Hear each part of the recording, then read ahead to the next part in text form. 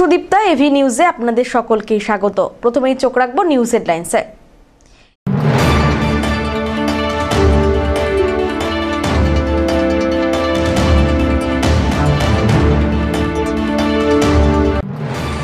রাজ্য সরকারের উদ্যোগে জলপাইগুড়িতে অনুষ্ঠিত হলো পুজোর কার্নিভ্যাল 2025। ক্লাব রোডে তৈরি হয় সুসজ্জিত মঞ্চ।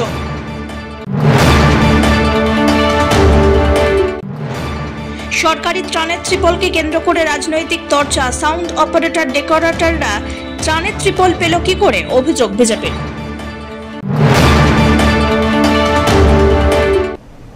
এবার আসছে বিস্তারিত সংবাদে।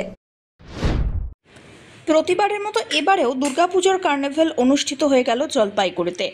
পূর্বসূচি অনুযায়ী রাজ্য সরকারের উদ্যোগে জলপাইগুড়িতে অনুষ্ঠান হয় পুজোর কার্নিভ্যাল 2025-এর। কার্নিভ্যাল উপলক্ষে শহরের ক্লাব রোডে তৈরি হয় এক সুসজ্জিত মঞ্চ। মঞ্চের সামনে একে একে জলপাইগুড়ি শহরের বহু দুর্গা প্রতিমা শোভাযাত্রার মাধ্যমে অংশগ্রহণ করে। এখানে চলে সাংস্কৃতিক অনুষ্ঠানও। পুজোর পর কার্নিভ্যালকে কেন্দ্র করে শহরে উৎসবের রূপ নিল এদিন বিকেল থেকে। মঞ্চে উপস্থিত ছিলেন আদিবাসী ও অনগ্রসর কল্যাণ দপ্তরের মন্ত্রী বলচিক বড়াইক, জেলা শাসক শ্যামা পারভিন, জলপাইগুড়ি রেঞ্জের ডিআইজি নিম্বলকার সন্তোষ, পুলিশ সুপার খন্ডেবাহালে উমেশ গণপত, পুরসভার চেয়ারপারসন পাপিয়া পাল, ভাইস চেয়ারম্যান রাজগঞ্জের বিধায়ক খগেশ্বর রায়, জেলা পরিষদের সভাধিপতি কৃষ্ণা রায় বর্মন, মহুয়া গোপ প্রমুখ। এদিন বিকেলের পর জলপাইগুড়ি শহরের পূজা কমিটিগুলি প্রতিমা নিয়ে এক বর্ণাঢ্য শোভাযাত্রার আয়োজন করে। সেখান থেকে ধীরে ধীরে শোভাযাত্রাগুলি বড় পোস্ট অফিস মোড়, গান্ধী মোড়, ক্লাব রোড হয়ে কিং সাহেবের ঘাটে হাজির হয়।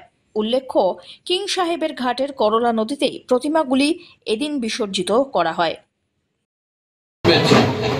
গুটি গুটি পায়ে তারা 97 বছর অতিক্রম করছে এই পথ পরিক্রমায়। তাদের ট্যাবলো এবং তাদের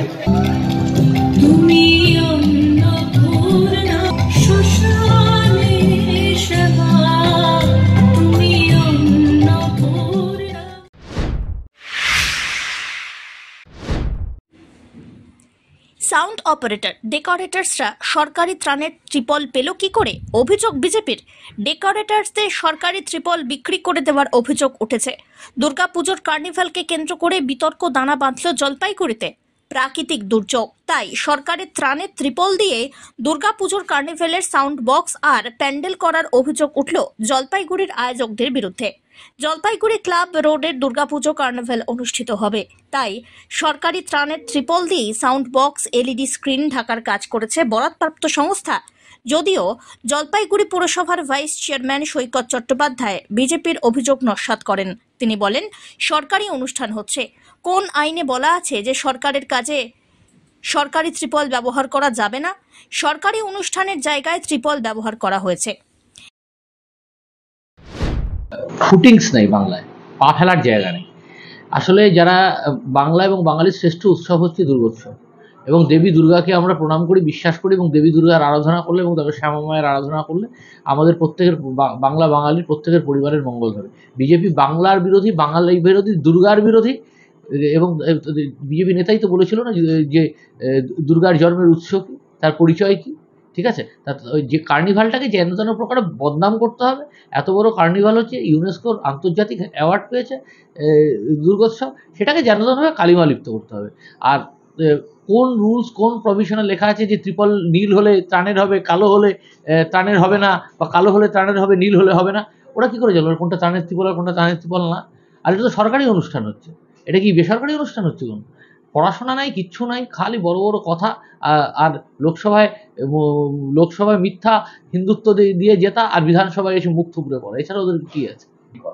আচ্ছা, খুব ভালো কথা। আমি আপনাকে স্পেসিফিক্যালি বলছি যে আপনি কোন আইনে বলা আছে যে সরকারি অনুষ্ঠানে পশ্চিমবঙ্গ সরকারের ত্রিপল ব্যবহার করা যাবে? এটা কি কোনো বেসরকারি অনুষ্ঠান? এটা কি সৈকতচাঁদের ব্যক্তিগত অনুষ্ঠান যদি হতো তাহলে হতো। এটা যদি কোনো রাজনৈতিক দলের অনুষ্ঠান হতো তাহলে ব্যবহার করা যায়। এটা তো সরকারি অনুষ্ঠান হচ্ছে। কিন্তু তার মধ্যে প্যান্ডেল যারা বরাত পেয়েছে তাদের ত্রিপল দেওয়া হবে, তারা কোথা থেকে এই ত্রিপল পেয়েছে?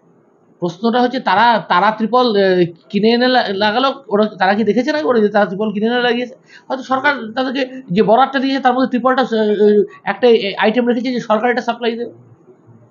বিষয়টা না জেনে বুঝে কথা বললে গিয়ে এরকম বোকা কথা বলে প্রেসের সামনে তিনি মানে কি প্রমাণ করতে হবে? এরা দেবী দুর্গার বিরোধী? এদিকে বিজেপি নেতা শ্যামা প্রসাদ বলেন, গরিবের প্রাপ্য ত্রিপল ডেকোরেটরসদের কাছে বিক্রি করে দিয়েছে তৃণমূল সরকার। চোর মানে তো তৃণমূল।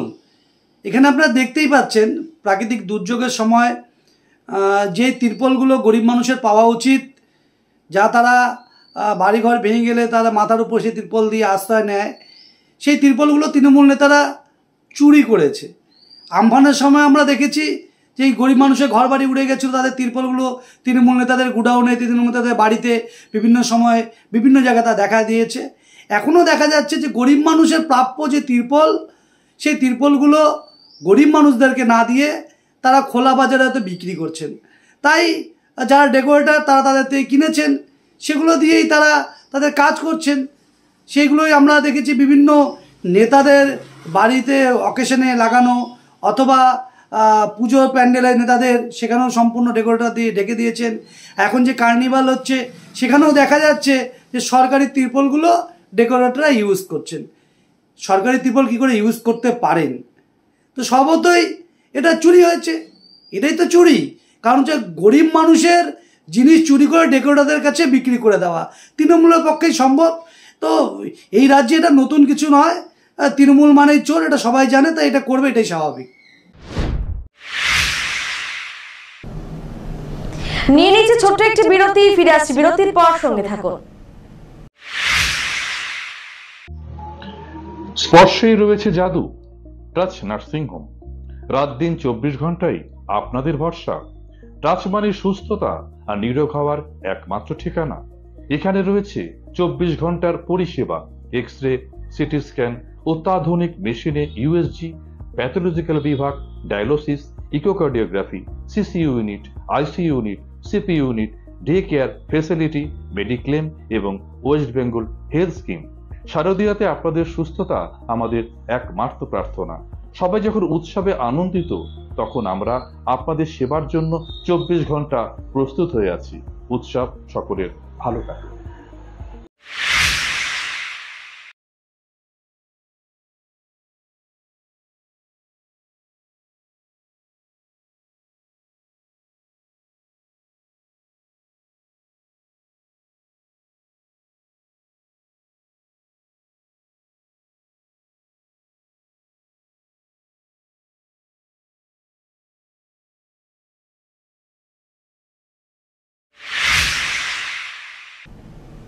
ফিরে এলাম বিরতির পর।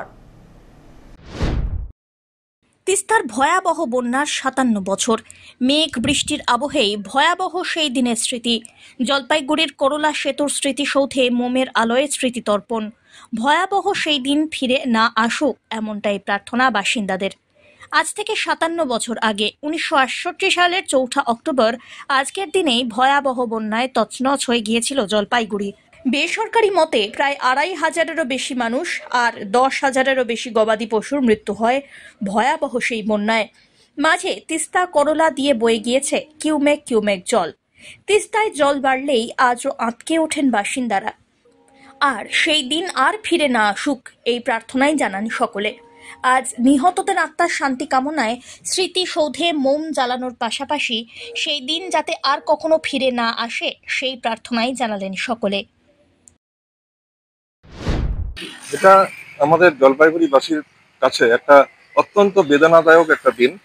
আজ থেকে ঠিক 57 বছর পূর্বে 1968 সালে 4 অক্টোবর, লক্ষ্মী পুজোর আগের দিন, মানে সিকিমের অঝোর বৃষ্টিতে সিকিম থেকে তিস্তায় 6 লক্ষ কিউসেক জল একবারে রাতের অন্ধকারে নেমে এসেছিল রাত 2টোর সময়, যেটা জলপাইগুড়ির মানুষ কখনোই কল্পনা করতে পারেনি। কোনো জলপাইগুড়ির অ্যাডমিনিস্ট্রেশনের কাছে তার কোনো সতর্ক বার্তা ছিল না।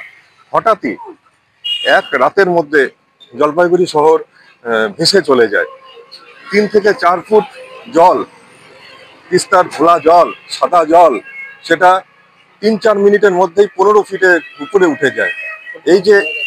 এই যে বেদনাদায়ক ঘটনা, এই ঘটনায় অসংখ্য প্রাণ সেদিন বিসর্জন হয়েছিল।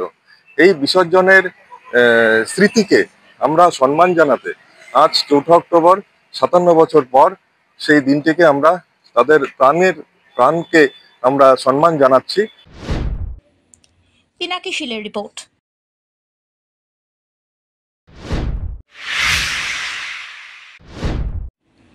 বেশ উচ্ছ্বাসের মধ্যে দিয়েই সম্পন্ন হলো জলপাইগুড়ি সদর ব্লকের বিবেকানন্দ পল্লীর রাবণবধ কর্মসূচি।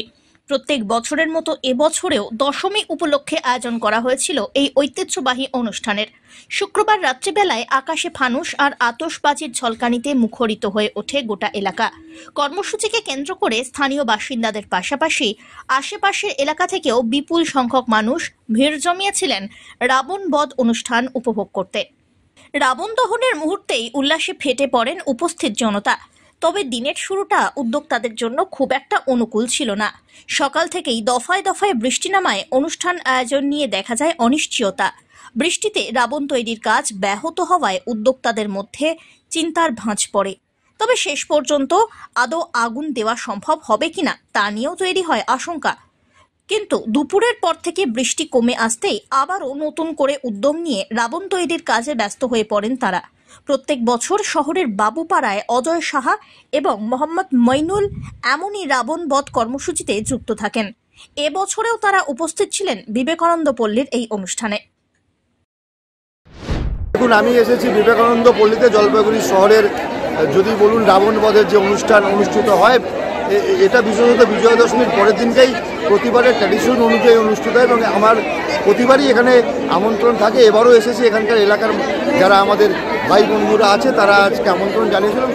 খুবই ভালো লাগছে, কারণ এত সুন্দর একটা পরিবেশ এবং এই এলাকা জুড়ে একটা আনন্দের উৎসব, যেটা বিজয়া দশমীতে সকলেই মেতে উঠেছে এবং একটু পরে এখানে রাবণ বধের অনুষ্ঠান অনুষ্ঠিত হবে, যেটা সকলেই উপভোগ করবে। এই দৃশ্য দেখার জন্য আমিও আজকে আমন্ত্রিত এবং আমি আশা করছি যে খুব সুন্দরভাবে রাবণ বধ অনুষ্ঠান অনুষ্ঠিত হবে এবং আমি আপনাদের চ্যানেলের মাধ্যমে জলপাইগুড়ি শহরবাসীকে সকলকে শুভ বিজয়ের আন্তরিক প্রীতি ও শুভেচ্ছা জানাই এবং বড়দেরকে প্রণাম জানাচ্ছি। সকলের আগামী দিনগুলি ভালো কাটুক, এটাই মায়ের কাছে প্রার্থনা করছি। সব্যসাচী মজুমদারের রিপোর্ট।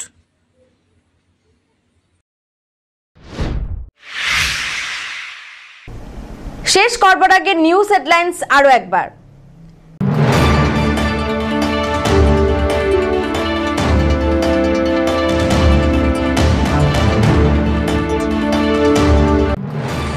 রাজ্য সরকারের উদ্যোগে জলপাইগুড়িতে অনুষ্ঠিত হলো পুজোর কার্নিভেল 2025। ক্লাব রোডে তৈরি হয় সুসজ্জিত মঞ্চ।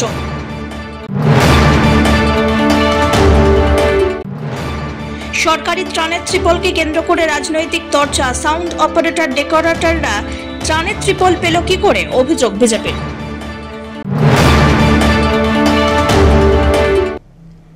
এখনকার মতন এভি নিউজ এ পর্যন্তই। পরবর্তীতে আসছি আরো সংবাদ নিয়ে। দেখতে থাকুন আমার ভিশন। নমস্কার।